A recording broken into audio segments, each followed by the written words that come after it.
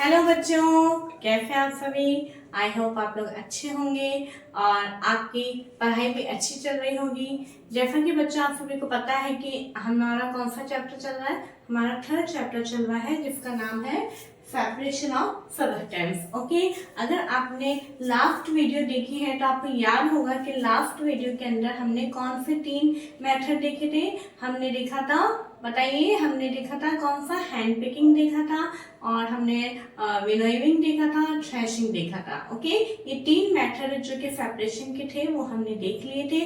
आज हम इसी के साथ में 2 और मेथड मैं आपके बीच में लेकर आई हूँ, तो प्लीज आप लोग अपनी कॉपी पेन लेकर बैठिए ताकि जो मैं आपको लिखवाती हूँ वहां पे से लिखिए और बिल्कुल ध्यान से आपको बिल्कुल मेरी तरफ ध्यान देना है ताकि आपको कंटेंट अच्छे से समझ में आ पाए। ओके बच्चों, देखिए आइए हम स्टार्ट करते हैं हमारा आज का टॉपिक। ओके, तो हमारा आज का टॉपिक है सेविंग, है ना। बहुत ही कॉमन टॉपिक है, आपने अपने घर में बहुत बार देखा है इस मेथड को। ओके, सेविंग यानी जैसे कि छानना। आप देखते हैं जैसे कि हमारे घर के अंदर अनाज आता है ना, राशन आता है, तो आपकी मम्मी आपकी दादी जो है उन गेहूं को दालों को बनाने से पहले क्या करती है, उनको छानती है। क्यों छानती है? क्योंकि है ना, छानने से जितने भी उनके अंदर इम्प्योरिटीज है वो यूजफुल मटेरियल में से बाहर अलग हो जाए। ठीक है ना। तो यहाँ पे देखिए, सबसे पहले this method is used to separate the component of a mixture which different in size। सबसे पहले ये मेथड उसमें काम में आता है जब कि जो कि कंपोनेंट्स है मिक्सचर के वो अलग अलग साइज के हो, है ना। अगर एक ही साइज के होंगे तो हम सीविंग नहीं कर पाएंगे, तो हमें कंपोनेंट्स जो है यानी जो मिक्सचर के जो तत्व हैं वो अलग अलग साइज के होंगे, तभी सीविंग मेथड हो पाएगा। पहली बात। दूसरी बात क्या है, the sieving removes pieces of stones, stalk and husk that may still remain with wheat after threshing and winnowing. जैसा अगर हम व्हीट का एग्जांपल लें तो थ्रेशिंग और विनोइंग के बाद, है ना, हमने क्या किया था, थ्रेशिंग किया, विनोइंग किया।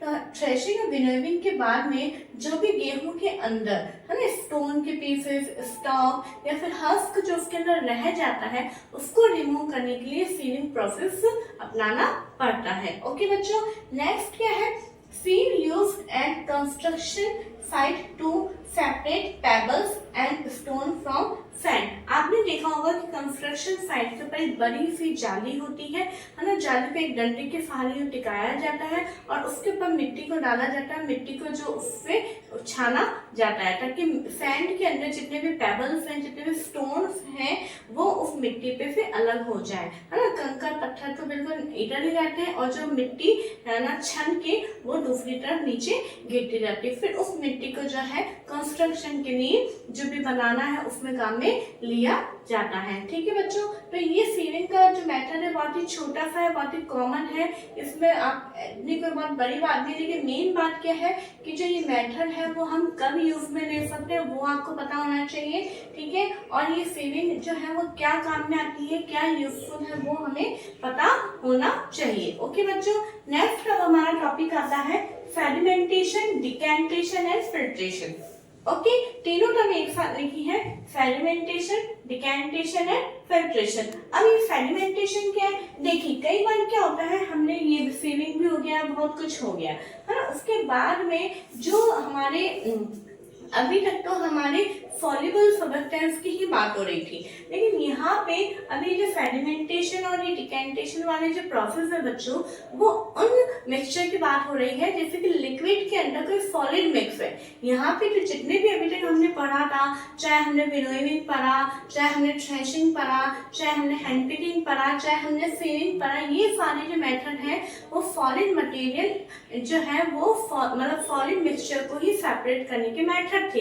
लेकिन ये वाला जो मेथड है बच्चों, ये मेथड हमारे क्या है, लिक्विड के अंदर इनसॉल्युबल सॉलिड जो मिक्स हुए हुए रहते हैं उनको सेपरेट करने के काम में आता है। वापस बोलूंगी, ध्यान से सुनिए, अभी तक हमने जितने भी मेथड पढ़े हैं वो सॉलिड इनटू सॉलिड मिक्सचर के थे, यानी मिक्सचर क्या है, पूरा सॉलिड है। लेकिन ये वाले जो मेथड है वो लिक्विड के अंदर सॉलिड को जब हम डिसॉल्व करते हैं उसके बाद में वो सॉलिड इनसॉल्युबल फॉर्म में रहता है, यानी पूरी तरीके से डिसॉल्व नहीं होता है, उसको हमें सेपरेट करना है, तो हम ये मेथड अपनाते हैं। ओके, अब देखिए सेडिमेंटेशन क्या होता है? When the heavier components in a mixture settle after water is added to it, the process is called sedimentation. देखिए जैसे कि क्या हुआ, ये आपको दिखाई दे रहा है, दो बीकर आपको दिखाई दे रहे हैं यहाँ पे, है ना। बीकर के अंदर मैंने वाटर लिया, क्या लिखा है? जब वाटर हम इसके अंदर ऐड करते हैं, तो जब मैंने वाटर इसके अंदर लिया और वाटर ऐड करने के बाद में मैंने कुछ इसमें सैंड को ऐड किया, ठीक है, सैंड मिलाया, उसको स्टिर किया, है ना। स्टिर करने के बाद जब मैं उसे थोड़ी सी देर के लिए रख देती हूँ, अनडिस्टर्ब्ड कंडीशन में मैं उसे थोड़ी देर रख देती हूँ, तो मुझे क्या देखने को मिलता है कि जो सैंड है वो नीचे सेटल डाउन हो जाएगी, वो बीकर में सेटल डाउन हो जाएगी, ठीक है। जो मिट्टी है वो इस पानी में पूरी तरीके से डिसॉल्व नहीं होती है। अभी मैंने आपको क्या बताया था कि ये सेडिमेंटेशन, डिकेंटेशन और फिल्ट्रेशन जो प्रोसेस है वो ऐसे प्रोसेस है जो कि लिक्विड के अंदर इनसॉल्युबल सॉलिड को सेपरेट करने के काम में आता है। तो यहाँ पे सैंड क्या है? इनसॉल्युबल सॉलिड सब्सटेंस, जो कि लिक्विड के अंदर हमने उसे डिसॉल्व करने की कोशिश की लेकिन नहीं हो पा रहा है। अब हमें क्या करना है? अब हमें इसे अलग करना है। जैसा आपने और एक बार ध्यान होगी आपको कि आप देखना, जब आपकी मम्मी पल्सेस वगैरह दाल चावल घर में बनाती हैं, उन्हें कुक करना होता है, उससे पहले वो उन्हें वॉश करती हैं। वॉश क्यों करती हैं? ताकि उनके अंदर कुछ भी जो अगर मिट्टी के जो डस्ट पार्टिकल्स हैं तो वो कहीं में आ जाए, पानी में आ जाए, ताकि जो है और वो मिट्टी पानी में ही रह जाए, ताकि उसको उनसे रिमूव किया जा सके, ठीक है ना। तो इस तरह से हमें ये पता है। तो सेडिमेंटेशन क्या होता है कि हैवीएस्ट कंपोनेंट, अब देखिए यहाँ पे दो कंपोनेंट है, वाटर एंड सैंड। इसमें से हैवी कौन है? भारी कौन है? सैंड, मिट्टी, ठीक है। तो जो हैवी कंपोनेंट है वो नीचे आके बैठ जाता है, उस प्रोसेस को हम बोलते हैं सेडिमेंटेशन।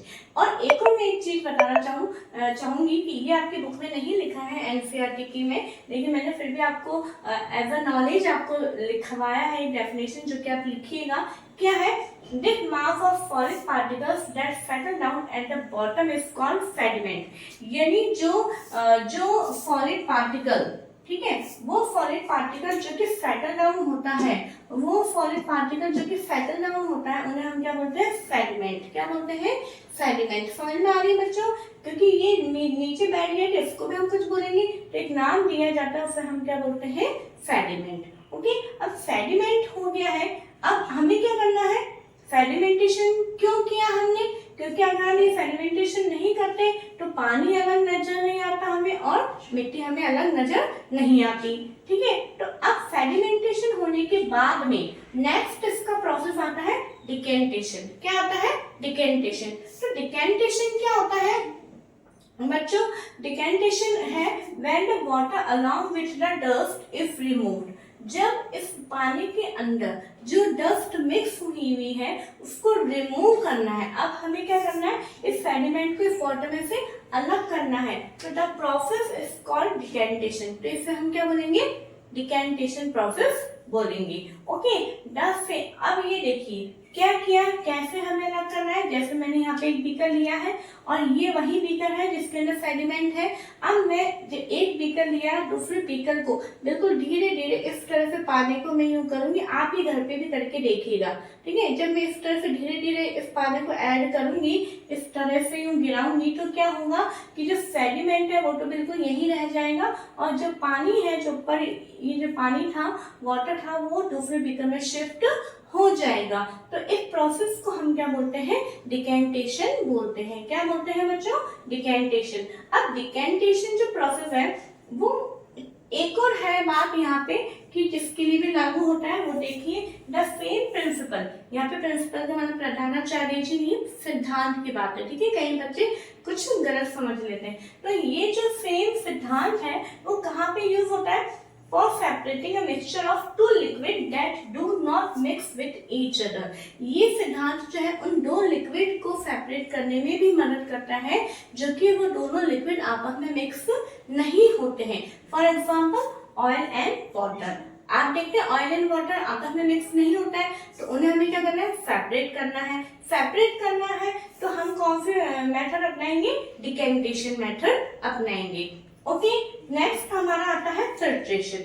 अब फिल्ट्रेशन करने की क्या जरूरत है, आप देखते हैं। अब देखिए, फिल्ट्रेशन अलग बात है और फिल्टर करना अलग बात है। मतलब जैसे हम एक तो चाय बनाते हैं, आप चाय बनाते हैं, चाय की छन्नी के ऊपर डाल के छानते हैं, ठीक है ना, लेकिन उसके अंदर आप देखते हैं कुछ अपन मसाला वगैरह ऐड करते हैं, है ना। चाय की पत्ती जो होती है वो तो आपकी छन्नी के ऊपर आके रुक जाती है, लेकिन उस चाय के अंदर चाय मसाला वगैरह कुछ होता है, उस चाय पत्ती के छोटे छोटे पार्टिकल्स होते हैं, वो नहीं उसमें रुकते हैं, है ना, वो बिल्कुल वो भी चाय के साथ नीचे आ जाते हैं। तो अगर हमें उन्हें भी अलग करना है, जैसे यहाँ पे एग्जाम्पल है कि एक बीकर में जो यहाँ पे हमने डिकेंटेशन प्रोसेस किया था, हमने बहुत कोशिश करी कि बिल्कुल हमारा वाटर ही आए, लेकिन फिर भी हल्के फुल्के डस्ट पार्टिकल आ ही जाते हैं। तो इन डस्ट पार्टिकल से भी इनको मुझे रिमूव करना है। तो रिमूव करने के लिए मैं कौन सा प्रोसेस अपनाऊंगी, फिल्ट्रेशन। ओके, तो पहले इसको पढ़ लेते हैं, क्या है। It is the process of separating insoluble solid substance present in a liquid using a filter paper. यानी क्या है कि जो लिक्विड के अंदर सॉलिड सब्सटेंस जो कि इनसॉल्युबल है, उन्हें हमें फिल्टर पेपर की मदद से जब हम उन्हें रिमूव करते हैं तो उन्हें हम क्या बोलते हैं, फिल्ट्रेशन। देखिए यहाँ पे फिल्टर पेपर की मदद से, हाँ, तो अब वो फिल्टर पेपर की मदद से कैसे होता है, एक बीकर लेंगे हम, बीकर के अंदर आपने ये एक आपको फनल दिख रहा है, फनल यानी आप देखते हैं कीप टाइप में होता है, जिसमें से हमें किसी बॉटल के अंदर लिक्विड अपने को फिल करना होता है, तो अपन एक कीप लगाते हैं, उसके अंदर से डालते हैं, है ना। तो साइंस के अंदर इस कीप को इंग्लिश में क्या बोलते हैं, साइंस की लैंग्वेज में फनल बोलते हैं। क्या बोलते हैं, फनल। और इसके अंदर है ना एक फिल्टर पेपर लगाया गया है। क्या लगाया गया है, फिल्टर पेपर। फिल्टर पेपर एक पेपर टाइप में होता है जिसके अंदर आप ऐसे इस तरह से बहुत सारे चेक्स बने हुए होते हैं, मतलब होल्स होते हैं छोटे छोटे, समझ में आ रही बात, होल्स होते हैं जो कि एक तरह से छानने का काम करता है फिल्टर पेपर। ओके, तो फिल्टर पेपर को इस कीप की शेप का यूं राउंड कर लेते हैं, जैसे ये हुआ, फिर इस तरह से इसको बना लिया जाता है, इसके अंदर लगाया जाता है। फिर जब ये वाटर को जब हम इसके अंदर डालेंगे तो जितना भी इसके अंदर डस्ट पार्टिकल है वो इस फिल्टर पेपर के ऊपर ही रह जाएगा और बिल्कुल प्योर वाटर जो है नीचे निकल के आ जाएगा। तो अब आप यहाँ पे एक और मैंने दो चीजें टर्म लिखी है जो कि आपके एनसीईआरटी के बुक में तो नहीं है, लेकिन आपको एज अ नॉलेज के लिए मैंने लिखा है कि जो फिल्टर पेपर के ऊपर जो ये चीजें रह जाएंगी उनको तो हम बोलते हैं रेजिड्यू। क्या बोलते हैं बच्चों, रेजिड्यू बोलते हैं। और जो नीचे बिल्कुल हमारे पास में प्योरेस्ट फॉर्म में आया है उसको हम क्या बोलते हैं, फिल्ट्रेट फॉर्म बोलते हैं। क्या बोलते हैं, फिल्ट्रेट। तो यहाँ पे क्या समझ में आ रहा है कि रेजिड्यू तो हमारा फिल्टर पेपर के ऊपर आता है और फिल्ट्रेट हमारा नीचे बीकर में आ जाता है। तो बच्चों आपको ये नजर आ रहा है कि सबसे पहले हमें क्या करना होता है, सेडिमेंटेशन, फिर उसके बाद में हमें डिकेंटेशन। डिकेंटेशन सेडिमेंटेशन से पहले नहीं होगा, ठीक है, समझ आ रही बात। क्योंकि अगर जब तक ये सेटल डाउन ही नहीं होंगी सैंड, है ना, इम्प्योरिटी सेटल डाउन ही नहीं होगा तो डिकेंटेशन कैसे होगा। ओके, और फिर उसके बाद में हम ये फिल्ट्रेशन प्रोसेस करते हैं। ओके, तो आई होप आपको ये तीनों मेथड अच्छे से समझ में आए होंगे। कुछ एक्स्ट्रा टर्म्स जैसे फॉर एग्जांपल सेडिमेंट है, रेजिड्यू है, फिल्ट्रेट है, ये मैंने आपको एक्स्ट्रा बताए हैं।